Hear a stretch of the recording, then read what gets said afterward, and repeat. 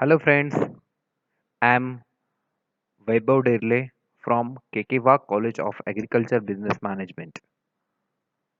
Today we discuss on topic of direct export and indirect export. First one, we discuss on direct export. Direct exporting involves exporting directly to a consumer interested in buying your product. You are responsible for handling the market research, market distribution, and logistic of shipment and invoicing. It means it is rather than to a third party distributor. That is, in direct export, we are exporting from production point to the consumer without any middleman. First, advantages of direct export. You have a greater degree of control over a aspect of the transactions. Second one, you know your customers.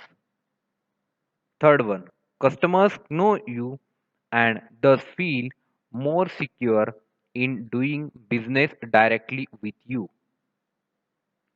Fourth one, business trips are much more efficient and effective because you can meet directly with the customer responsible for selling your product.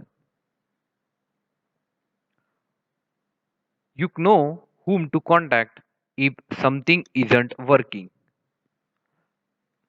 That is the advantages of direct export. Then disadvantages of direct export.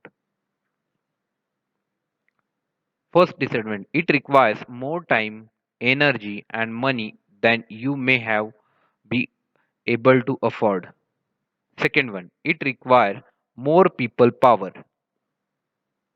Third one, servicing the business will demand more responsibility from every level of your organization.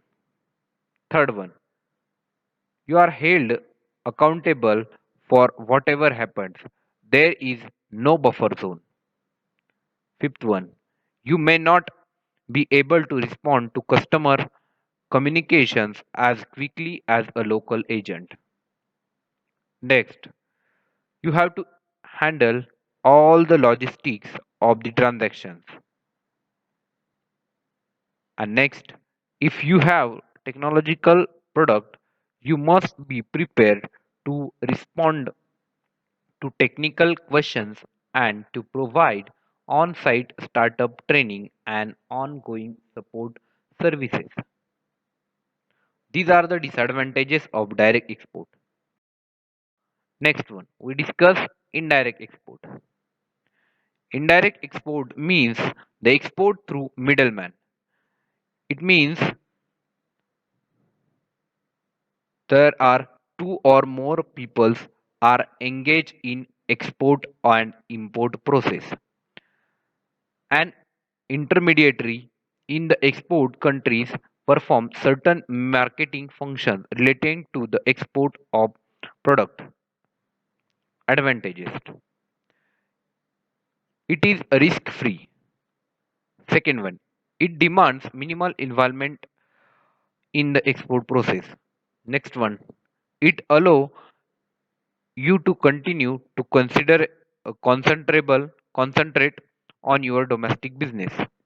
Next one, you are limited ability for product marketing problems. There's always someone else to point the finger. You learn as you go about international marketing.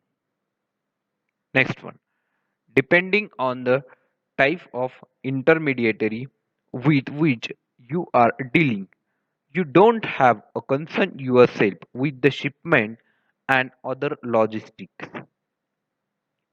You can field test your products for export potential.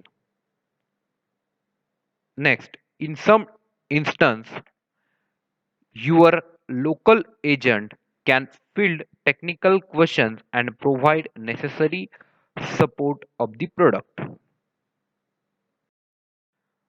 Next one, we discuss disadvantages. First disadvantage, your profit is lower because of the middlemen are present. Second one, you lost control over your foreign sales because of the too much middleman.